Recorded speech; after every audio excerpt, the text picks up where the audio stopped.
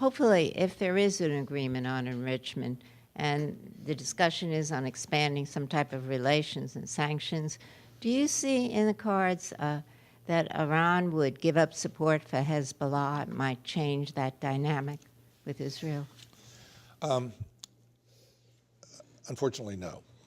Hezbollah is a Shia organization, and I have a pretty long memory of some of these things that have been going on.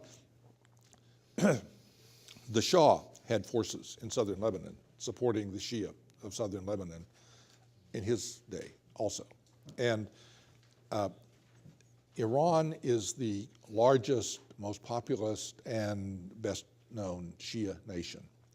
And they feel they have a certain responsibility. Now, what I think could happen is that Iran would continue its support for Hezbollah, but if there were movement toward a real settlement, which went beyond just a sort of temporary thing, but really looked as if it were taking off, that Iran, I think, would support Hezbollah as a legitimate political player in Lebanese politics and not as a threat to Israel.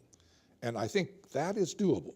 I mean, I think getting Hezbollah to focus inward on Lebanese politics, which they want to be a big player in Lebanese politics, and in some ways that's what they're really doing right now.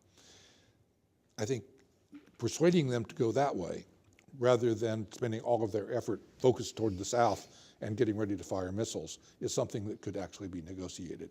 But you're not going to get Iran to back away from Hezbollah simply because of the relationship. It's too old, it's too well established, and Iran would regard it as a total betrayal.